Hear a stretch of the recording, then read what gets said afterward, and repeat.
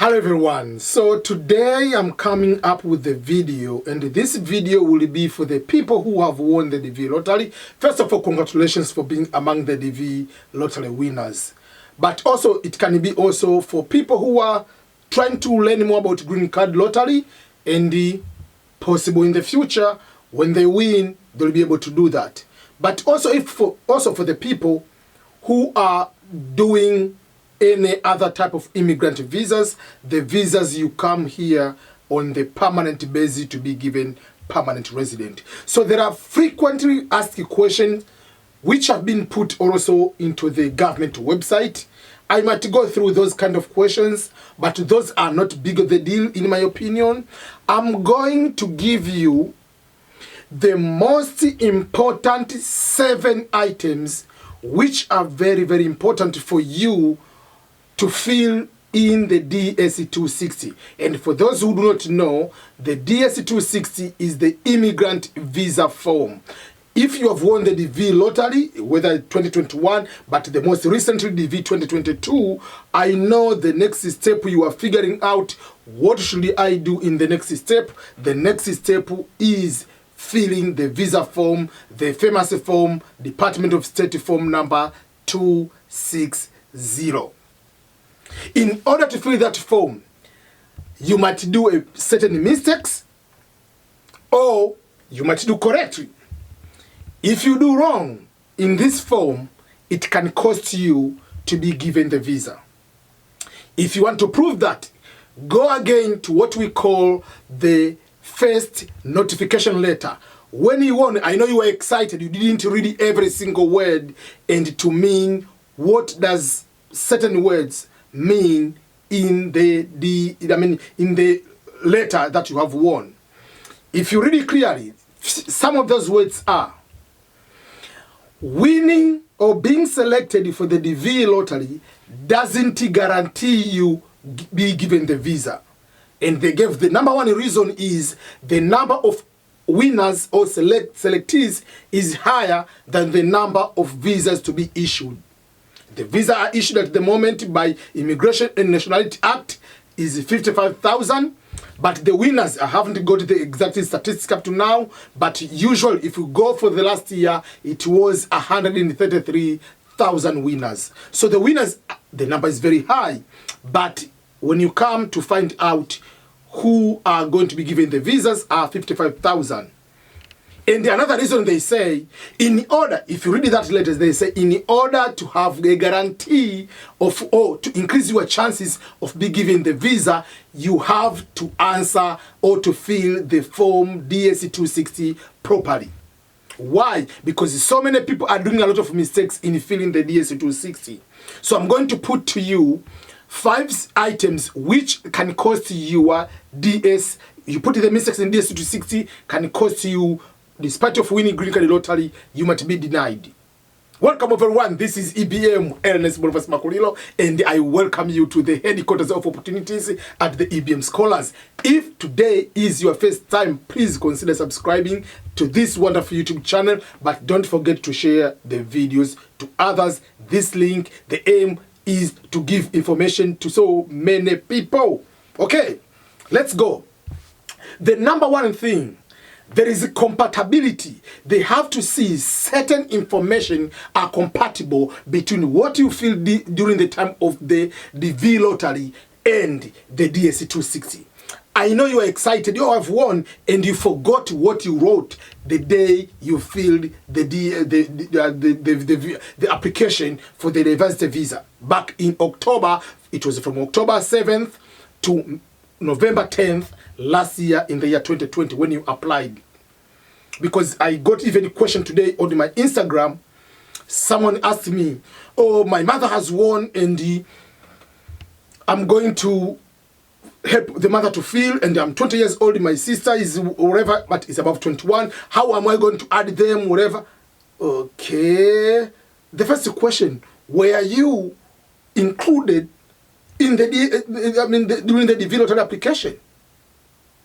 And again, someone is above 21 years, above 20 years old, is 21 or 22, 23, is not under 21. Another person was contacting me the father won, but one of the child is 20 under the age of 21, but is married. So he's out of the regulations. So you have to figure out all these kind of regulations, because if you go to put them later, they might cost you.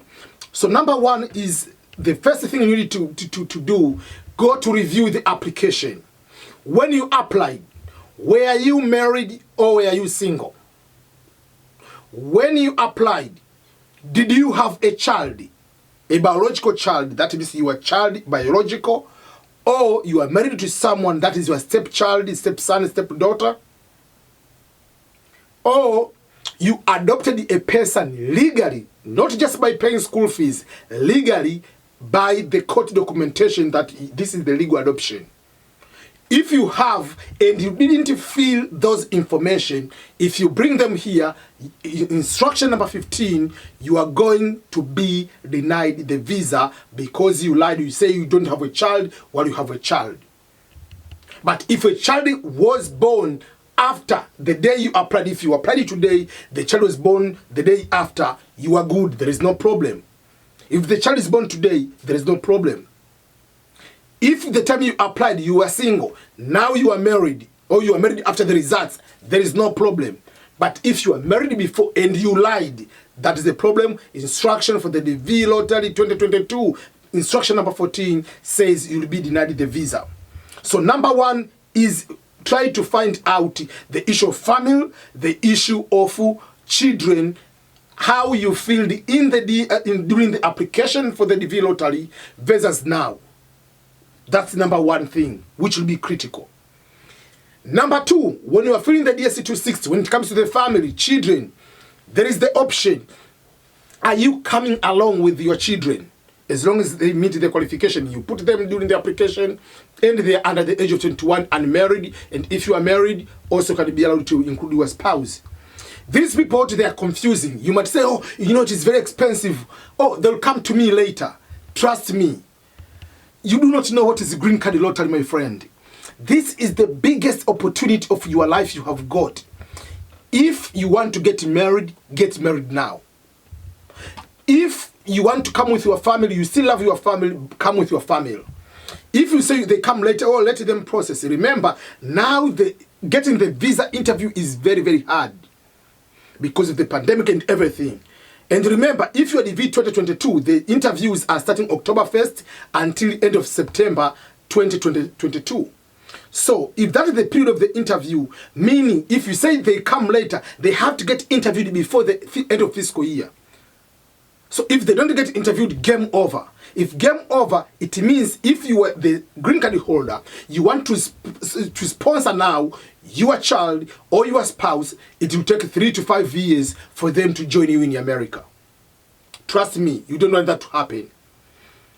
My advice to people, try do anything possible, borrow the money, sell whatever you have, get the loan, whatever it takes, come all at once.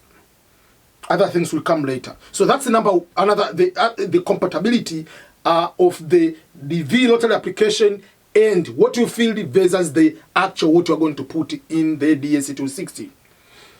Another important key part is the eligibility of being given the visa or participating in the DV lottery.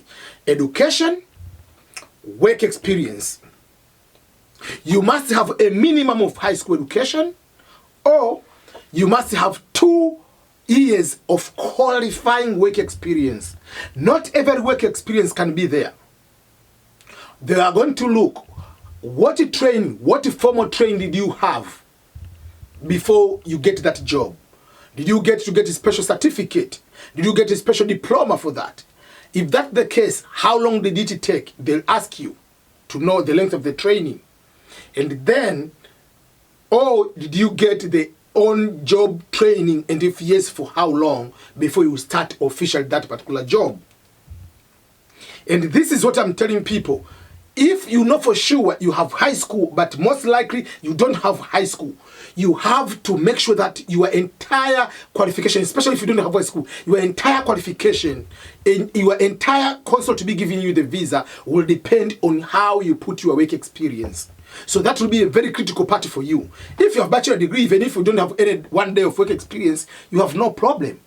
But if you don't have high school, and even if you have high school, make sure that you write very well on work experience. And work experience can be paid work experience, can be unpaid work experience. You can be what you have been volunteering at your church. You have been volunteering at the beach cleaning. You have been volunteering or whatever. Find a way getting the evidences and put them properly. From this day to this day, from this day to this day, what I've been doing, what job title, what capacity, what training, which address, all those kind of things. That is very important. And you must have evidence to go to the visa interview. If you say you have education, don't bring the stories, the transcript, the diploma, the certificates got into fire 5 years ago. Go to the police, get the another one. They don't care about those kind of excuses. If you come, they will deny you the visa. There is another person will be coming to the interview. So don't play around that one. Another point is about criminal-related activities. Criminal-related, it might be what you have done. That means that's why they ask for police clearance. And also there is intention. What will you do in America? So if you are filling the form DS260, they will be asking a question. Will you be doing 1, 2, 3, 4? Do you plan to harm USA? Do you plan to engage on this kind of illegal activities? Do you plan to do blah, blah, blah, blah? If you say yes on either of those, you will be denied the visa because you are not going to be a good citizen in the great country on the planet Earth, United States of America. So you have to make sure. If you don't understand English, please ask someone. Please go to the Google search. Instead of just saying, yes, I intended to go and do this activity, you think that is okay while it is illegal here. Does that make sense to you? So you have to be very careful on answering criminal-related activities, either prior or what your intention will be doing in America. And another important thing is the address of where you are going to stay in the United States. Here, the address, it has to be the place you are going to stay. It's supposed to be a residential place you can be able to stay, residential place you can sleep. Not the address of postal office, the PO box, not the address of the Walmart. No, you're not going to stay at Walmart. Don't put the address of the hotel. So even if you don't have the actual host, you can find someone in America you can trust. You can say, I'm going to use your address. That means I'll be like coming to you, but when I come, I'll come to your city, but I will stay at the hotel, or I'll go to find the Airbnb. In that case, the address will be like hypothetical host, but I can maybe say one day, then I will leave away, and then my card will come to you, and then I'll get from there. You must have the address, because if you don't have the address, you cannot complete the DS260. And if you cannot complete the DS260, you cannot be going to be asking for the documents. You cannot be asking. You are not going to be given the visa interview schedule, and you will not be able to be interviewed. And another part will be the passport. Make sure that the main applicant has a passport. The principal applicant will have a passport, but also all the derivatives, all the dependents. If you are married, make sure your spouse has a passport. If you have children, make sure they have passport. Even if the child is born today, will never be given the visa, because the visa they're not going to put into someone's face. The visa is going to be put into the passport, so you cannot get into the plane without a passport. So make sure that you get the passport. Don't start, oh, there is a pandemic, so can the US government feel sorry for me? No, there is no sorry. If you cannot have the passport, they cannot process the visa for your relative or your dependents. And by relative, I mean yourself, your spouse, and children, not the neighbor, not the uncle, not the sister, not the brother. So those are the important things you need to know, or you need to consider yourself on DS260. So here I printed the list, some of the list, the things that are posted on the travel.state.gov website. So they ask the question about, for instance, which language do you need to use to use into the applying when you are filling the DS260. Can you use your native language? No, you have to use English language. English is the only English characters you must use. You don't use Arabic or any other kind of Chinese or Japanese languages. No, letters, no.